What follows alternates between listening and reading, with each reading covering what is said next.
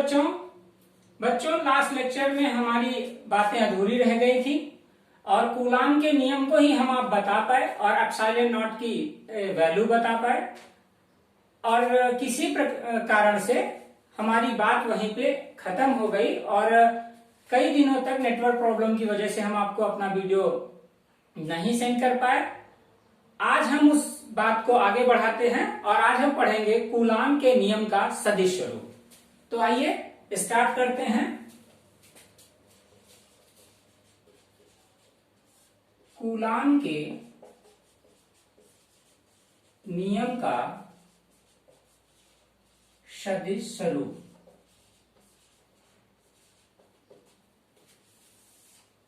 ठीक बेटा, इसके लिए हम एक प्लेन लेते हैं, 3D प्लेन।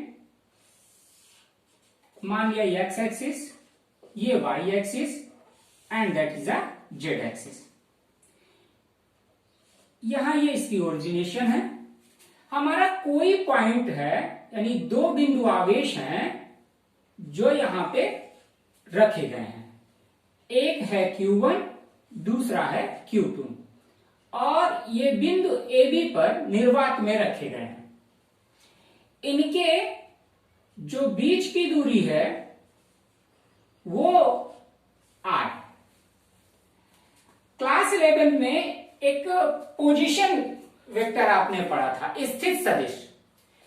हमने ओरिजिन से इस Q1 के लिए बात की तो इसकी वैल्यू लिखी R1 वेक्टर और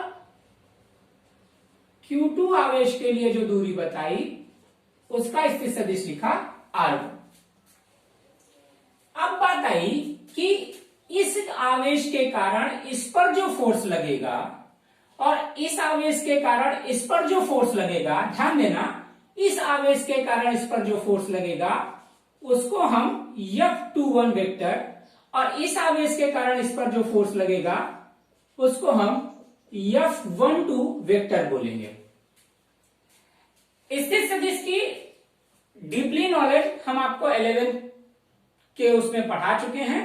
तो आइए यहां से बात करते हैं। देखो बेटा, कभी भी आपके फिजिक्स में थोड़ी सी बातें हमें थ्योरी लिखनी होती हैं और वो थ्योरी हम अपने इस फिगर से लिखेंगे। कैसा करेंगे?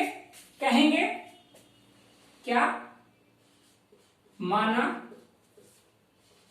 Q1 व Q2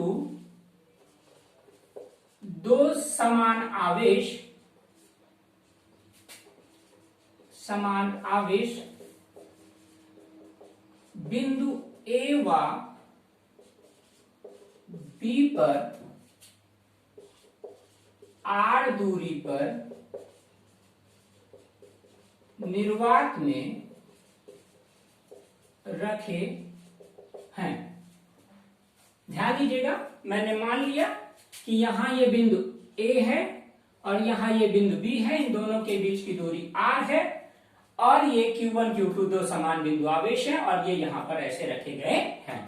क्योंकि नाम हमने कूलाम के नियम का लिया है और इसका हम वेक्टर फॉर्म ले रहे हैं। सदिश का मतलब वेक्टर, स्वरूप का मतलब फॉर्म। तो सदिश के रूप में है तो वेक्टर लगा दिया है। अब ये बातें हैं तो कूलाम का नियम क्या कहता है? दोनों आवेशों के बीच की लिए लिखा गया था कि दोनों किन्हीं दो बिंदु आवेशों के लिए के मात्राओं का गुणनफल उनके बीच की दूरी के वर्ग के व्युत्क्रमानुपाती होता है। तो हमने क्या कहा आपसे? यहां लिखा कि Q1 आवेश के कारण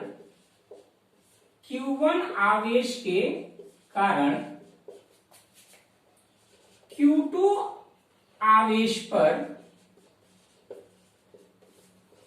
पर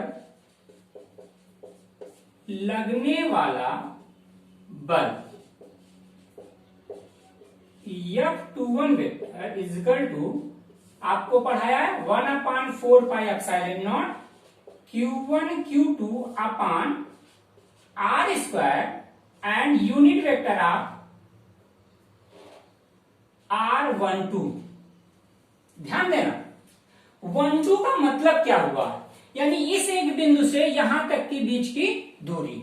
अगर हम आपको दर्शाने का प्रयास करें तो ये जो दूरी दिखाई जाएगी ये R12 से दिखाई जाएगी, और ये जो इनके बीच की दूरी दिखाई जाएगी R21 से दिखाई जाएगी।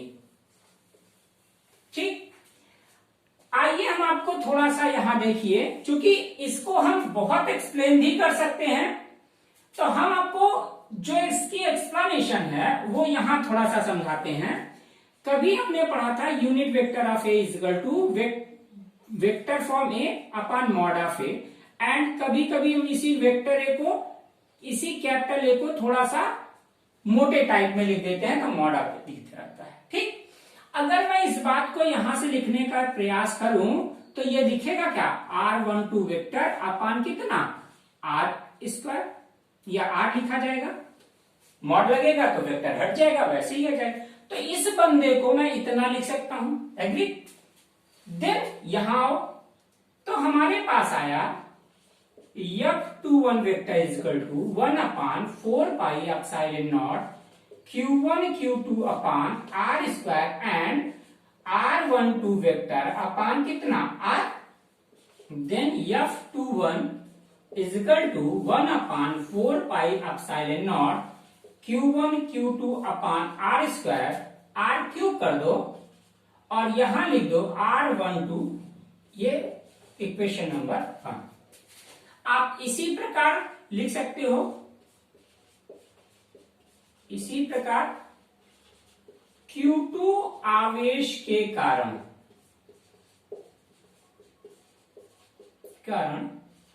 Q1 आवेश पर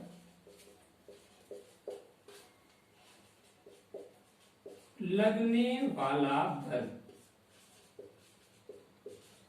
F12 is equal to 1 upon 4 pi epsilon naught बेटा जी Q1 Q2 upon R square, वही है, यहां पे हो जाएगा R21 unit vector, and that is R21 लिखोगे यूनिट वेक्टर में, तो यहां वेक्टर आप R21 अपॉन कितना, R लिखेंगे। आइए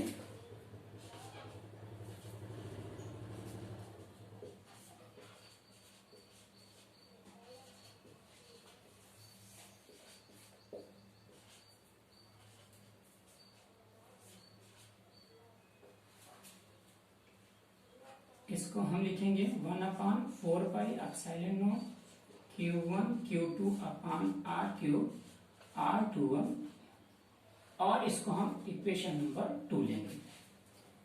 फ्रॉम इक्वेशन 1 एंड 2 देखेंगे, F21 is equal to F12, देखो 1 upon 4 pi epsilon naught Q1 Q2 upon R cube R21 vector, R12 vector, यहां 1 upon 4 pi epsilon naught Q1 Q2 upon R cube R21 vector. थोड़ा सा ऐसे ही रहना, ये ऊपर देख लेते हैं।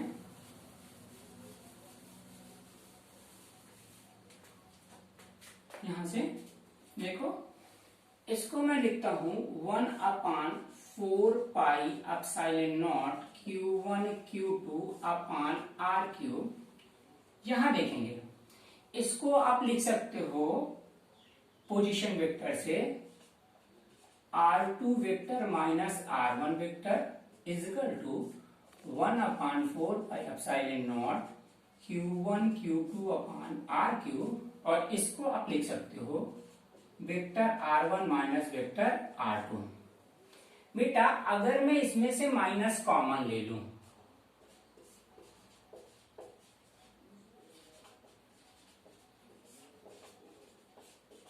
Vector R1 minus vector R2 is equal to 1 upon 4 pi epsilon naught Q1 Q2 upon R cube, और ये R1 vector minus R2 vector.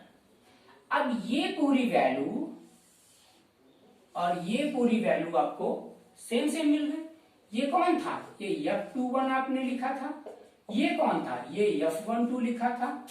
अब आप यहां देखो तो आप इसको लिख सकते हो कि vector F12 is equal to minus vector F21 की, यानी यहां से हम लिख सकते हैं कूलॉम